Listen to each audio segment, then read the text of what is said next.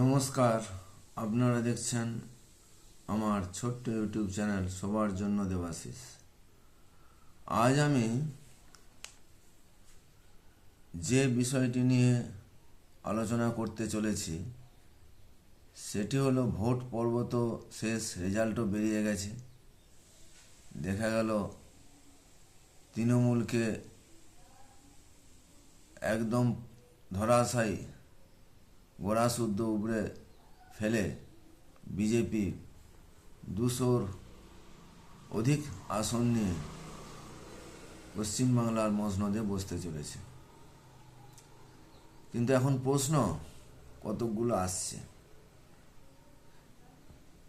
কি প্রশ্নগুলো সম্পর্কে আজকে আমি আলোচনা করব সেটা হচ্ছে, প্রথম হচ্ছে, যদি আজকে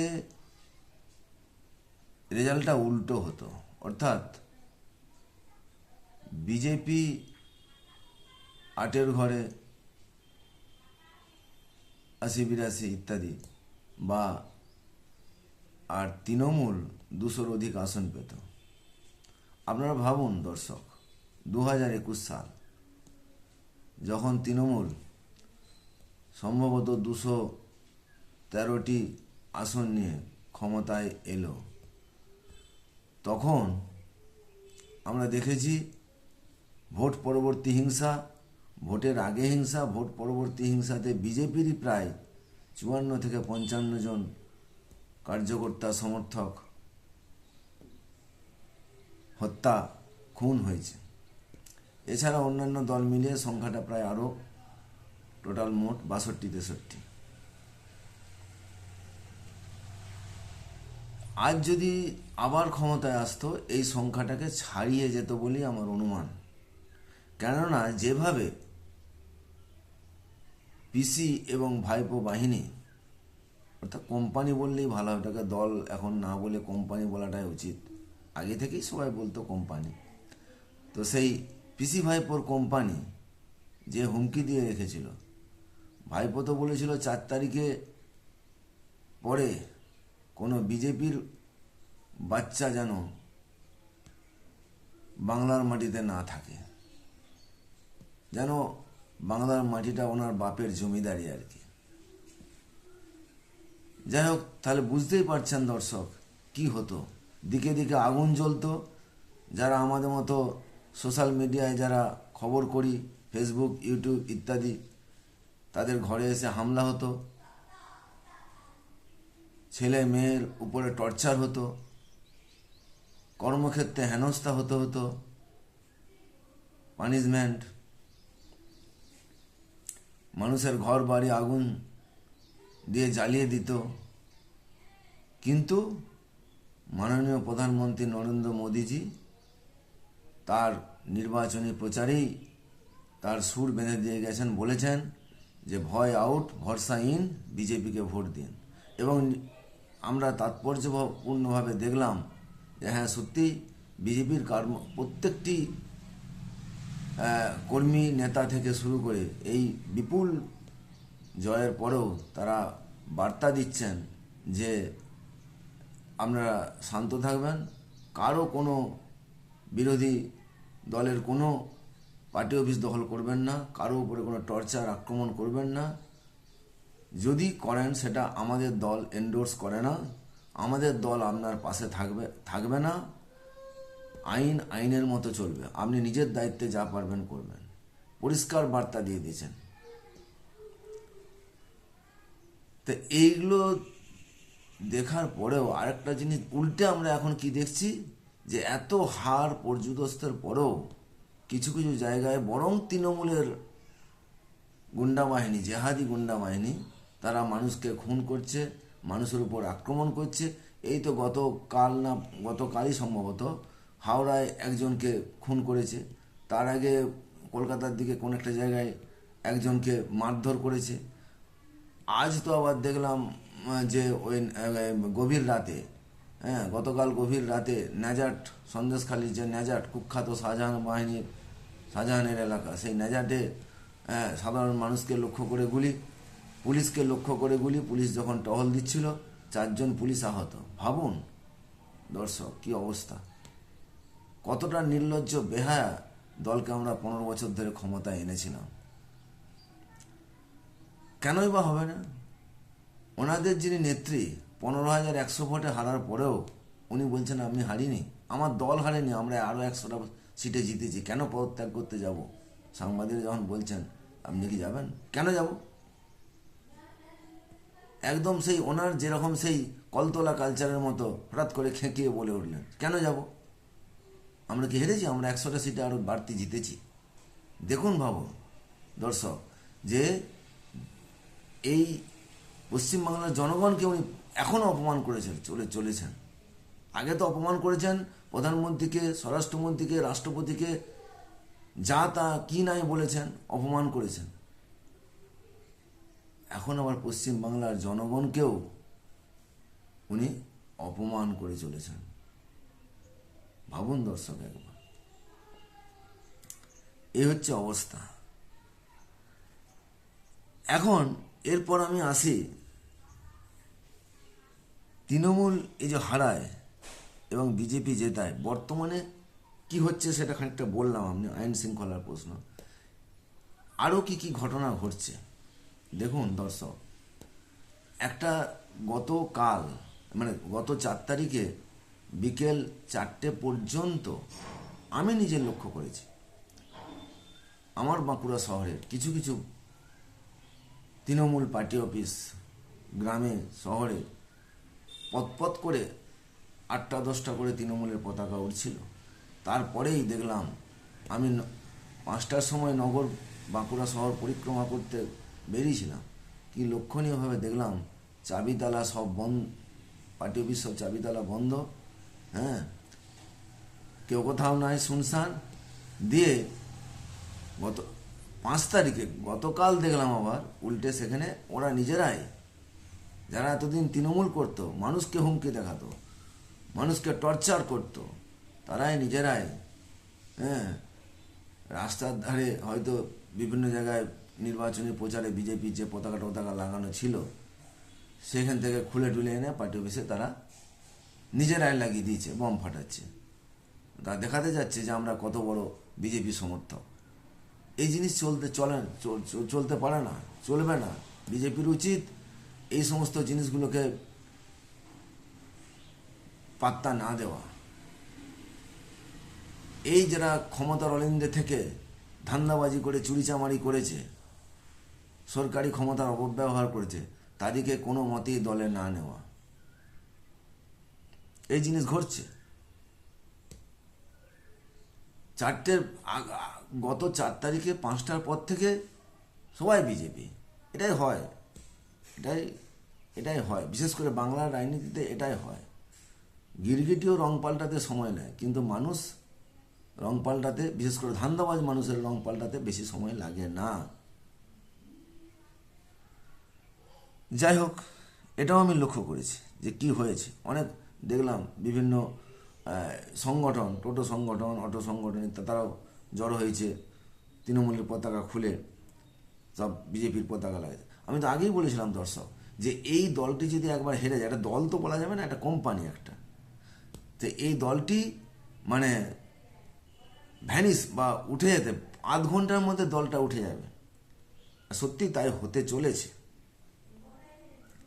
সত্যিই তাই হতে চলেছে, ঠিক আছে।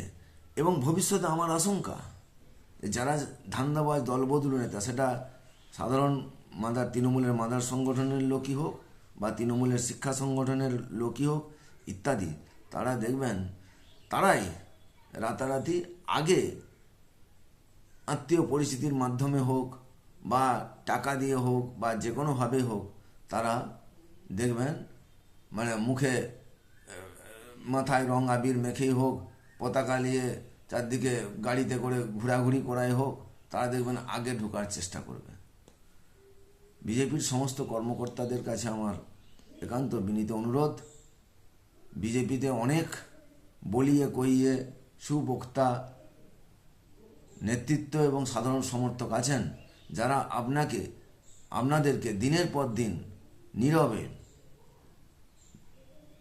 নিঃস্বার্থভাবে সোশ্যাল মিডিয়া এবং সাধারণ মানুষের মধ্যে বিজেপির হয়ে ডোর টু ডোর প্রচার করেছে, তাদের দিকে মনোযোগ দিন, তাদেরকে যোগ্য মর্যাদা দিন, তাদেরকে নিয়ে আপনারা সংগঠনকে বৃদ্ধি করুন, এগিয়ে যান। দল বদলুদের কোনো মতেই একদম নেবেন না। দেখুন না, আজকে সাধারণ মানুষের ভোটে বিপুল ম্যান্ডেট এসছে। 2021-এর পর থেকে তো বিজেপি সেইভাবে দল বদলু দের লাইনে এবং কোনো বিরাট কোনো সেলিব্রিটিও গাদা সংখ্যায় দাঁড় করে, তবুও তো এই ম্যান্ডেট এসছে। এটা মানুষের জনাদেশ, মানুষের রায়।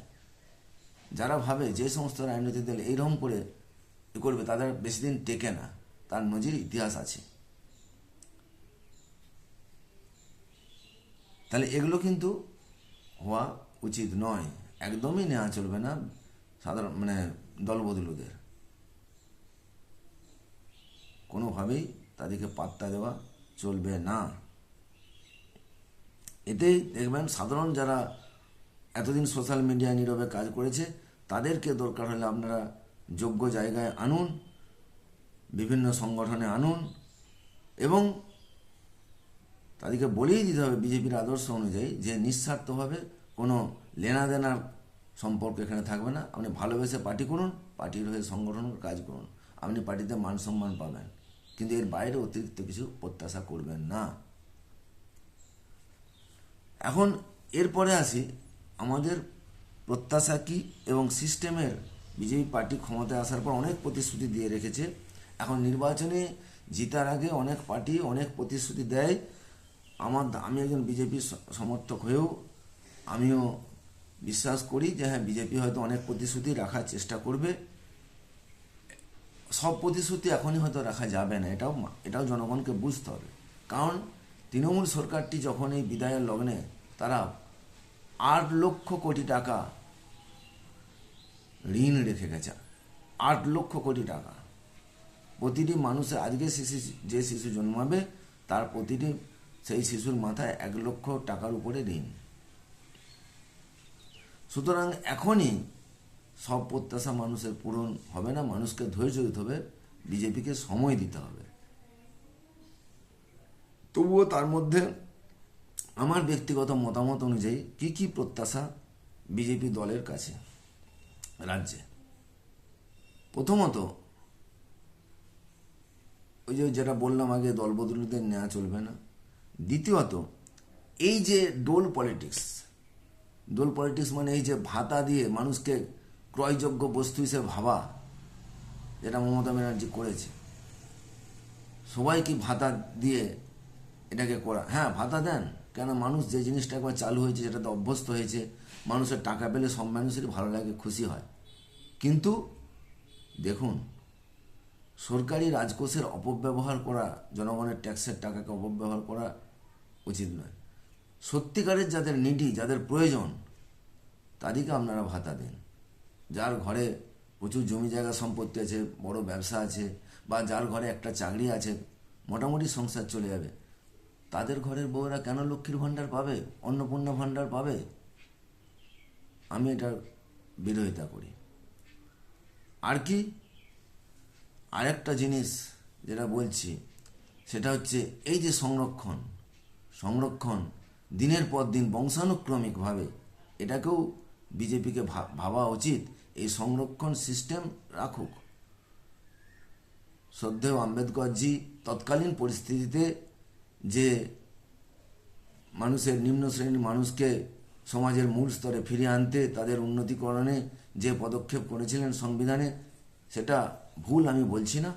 কিন্তু দিনের পর দিন বংশানুক্রম, বছরের পর বছর, যার ঘরে স্বাধীনতার পর থেকে 5টা 6টা টার্ম জেনারেশন চাকরি পেয়ে আসছে, তার ঘরে আবার সংরক্ষণের সুবিধা নিয়ে তারা চাকরি করবে। তার হয়তো 4 তলা 5 তলা 3 তলা বাড়ি, প্রচুর সম্পত্তি, কোটি কোটি টাকা ব্যাংক ব্যালেন্সে, আবার সংরক্ষণের সুবিধা পাবে, এটা ঠিক নয়। সত্যিকারের যাদের সংরক্ষণের দরকার, সেটা জাতি ধর্ম নির্বিশেষে আপনারা স্বচ্ছভাবে সেটাকে নিয়ে আসার চেষ্টা করুন। দ্বিতীয়ত যেটা বলবো সেটা হচ্ছে যে ইউনিফর্ম সিভিল কোড, যেটা অমিত শাহজি বলেছিলেন যে প্রত্যেকের জন্যে,